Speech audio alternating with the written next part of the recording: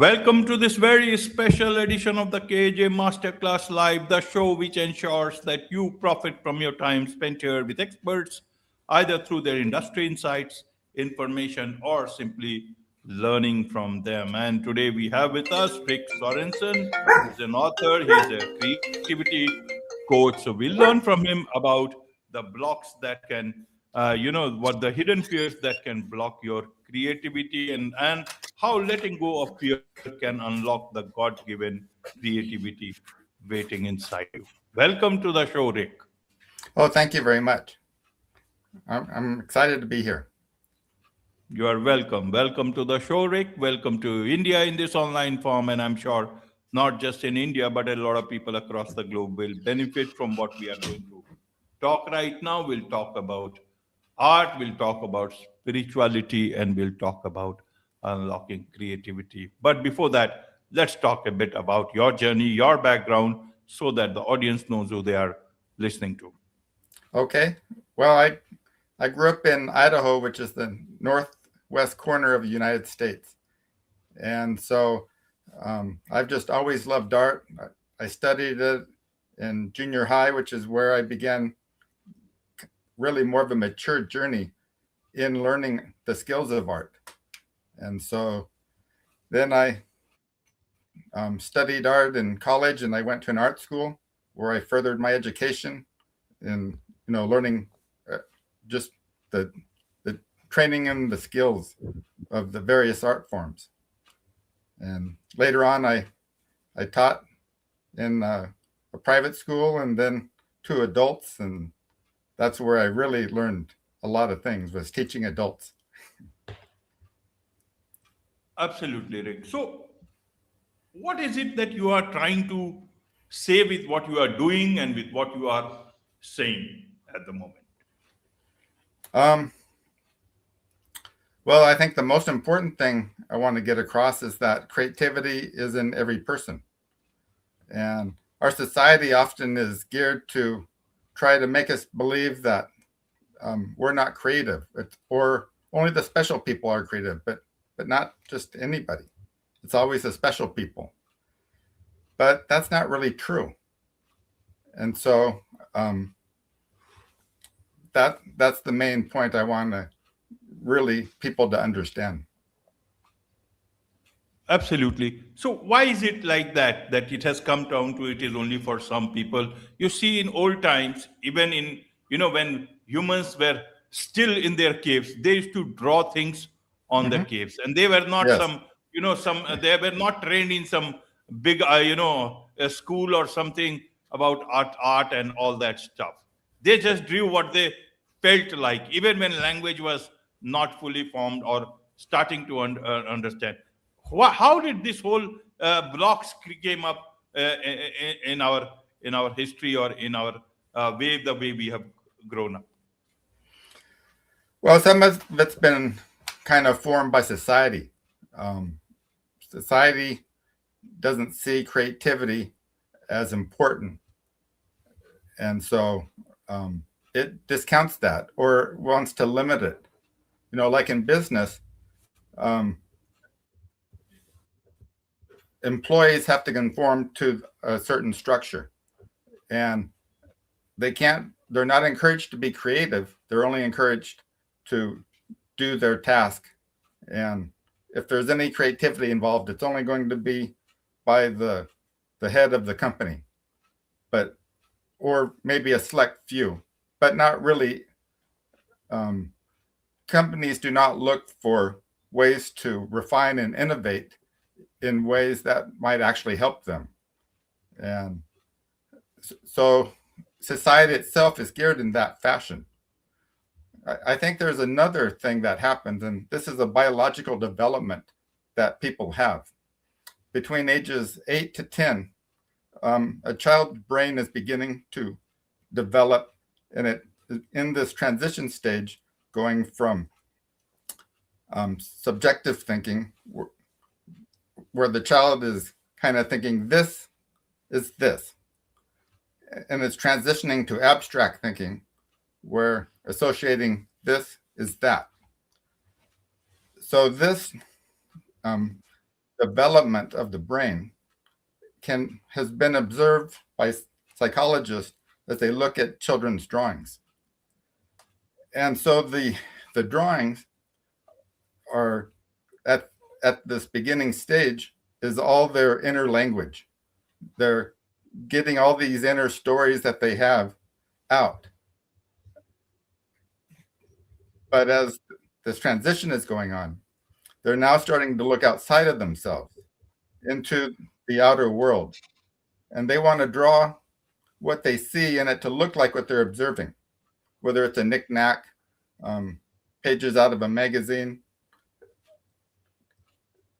They want to draw what they see and it to be that.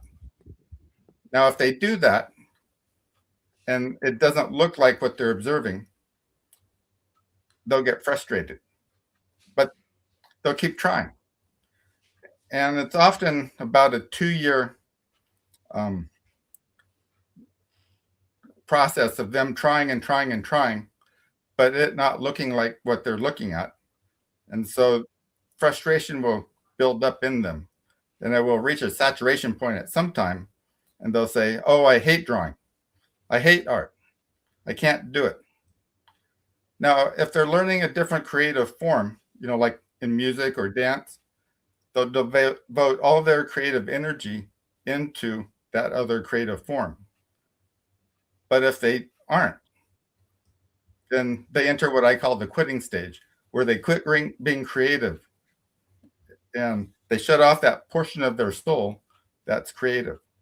And so I kind of really observe this when every artist that I know has experienced this scenario. They meet somebody new and they say, oh, I'm an artist. And there's an involuntary reaction by the person that they meet. And they're saying, oh, I can't even draw a straight line, or I can't even draw a stick figure. They have this intimidation in meeting a creative person, and they have to tell you how uncreative they are. The creative person is not asking for this information. They don't even care. But this person feels like they have to tell this. And it all stems back from this biological stage of development. So that's one of the, I think, the big blocks to creativity that happens is in our own development. And society gears us or reinforces that. If you remember the movie Sister Act 2, which was from a long time ago, with Whoopi Goldberg, she plays this nun at this school who's teaching music, and there's a girl that can sing super well, but her mother doesn't want her to sing. Her father had been a musician, had failed at it, and she didn't want this to happen to her daughter. So she's discouraging her. And the daughter has to sneak behind the mother's back in order to go sing. And of course, at the end of the movie, she sings. The mother hears her and is blown away by how good she is and apologizes to her. So that just kind of typifies what happens in society. This movie creative people have experienced this all over the place in various forms. So I think those two things really highlight the blocks. Absolutely, Vic. So, what is the best way one can, get started and discover their creativity? You talked about, that spirituality also, sometimes the way some people look at spirituality or, are being told by others, they also they start looking at, hiding their creativity. Help us understand from those aspects also, and how can one get started irrespective of whatever their background has been earlier on, but now as adults they can decide on this? Right. Well, I guess what got me thinking about creativity and spirituality is that a friend told me that I should write a book on art for Christians.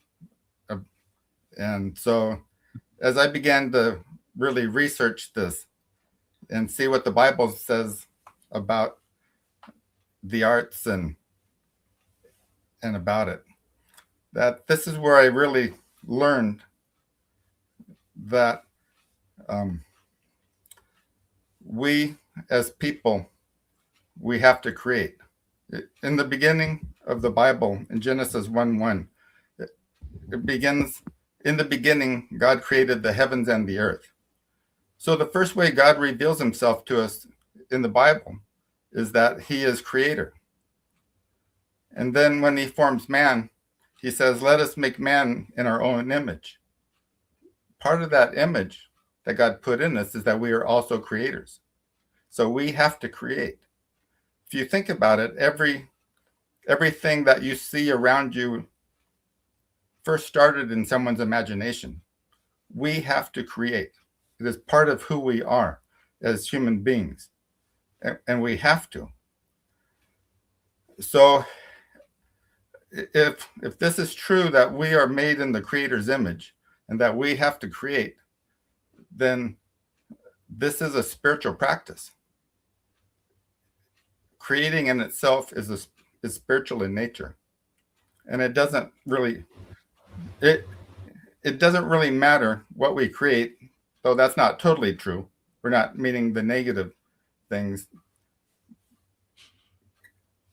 but we have to create. And so everything we do, in a sense, is spiritual as an underlying basis for what we do. It's not necessarily that we're making spiritual art, but that what we do, the practice of it, is spiritual in nature, because we are in the image of the Creator. So we have to create. Right. So how should people look at their creativity? Do everyone has to be an artist, or are there other ways of finding creativity within us? Oh, I think we limit how we think about creativity to the arts. You probably have seen or met people that are super creative in business, that they have taken businesses into a way that hasn't been done before. And that also happened to me, where I was, after I graduated art school, I went on a tour of Asia. And one of the countries I went to was Bhutan. And we toured Bhutan, and the last place we went to was this handmade paper factory. And it was just a small hut. It was very dark. There was one room that had a light in it that was where the display for the paper products were.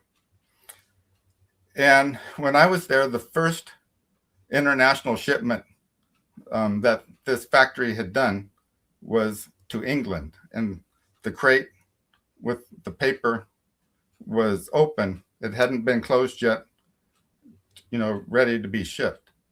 And I'm filling this paper. It was full sheets, like a meter long by,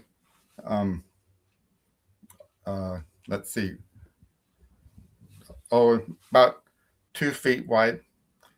And I'm touching this paper, and it's like, oh, this is so nice. This feels so nice. And the owner is in the corner watching me. My dad, because I went on the trip with my dad. My dad comes in, and he sees me touching this paper and going ooh and ah. And he says, who else do I know that would like this paper? I said, well, every artist that I know. And he said, well, why don't you import it? So I began to think out loud. if I were to import this paper to the United States, if it costs this much here, and then it costs, I don't know the prices. I'm just thinking out loud. If it costs this much to get to the United States, then I could maybe sell it for this much and make money. And the owner is hearing me think out loud. He goes to the government and gains permission for me to import paper from Bhutan. This was before I even decided what I was going to do. And so he opened the door for me to do business without my knowing it. I found out later you cannot just go to Bhutan to do business. You have to be invited. So that night, it's the end of the tour. We're meeting with the tour owner and his wife, who's a government official. My dad tells me, tell them what just happened. So I told them just what I said. And they said, you need to do this. And now I had no business experience. I didn't even think business would be something I would want to do. So they're telling me to go do this. And we finished the tour of Asia, get back to the United States. And I'm thinking, well, should I do this or shouldn't I do this? I've never done business before. It's never anything I really cared to do. But this seems to be something that is opening up for me. So I said, okay, I'm going to do business. I made that decision. And then I began to look at what I needed to do that. And this was me stepping out into an area I had no understanding about. I had no real knowledge about, and I had to learn everything as I did it. And I had my business 13 years until the economy crashed in the United States, where a lot of business were closing then. Mine was one of them. So you're asking about creativity. I had to exert creativity into an area that I was unfamiliar with. And so it's not just the arts that have to be creative. You have to be creative in business as well, if it's going to be successful. And for me, it wasn't just doing any business. This was international business, which is its own complication. So I had to learn some of that as well.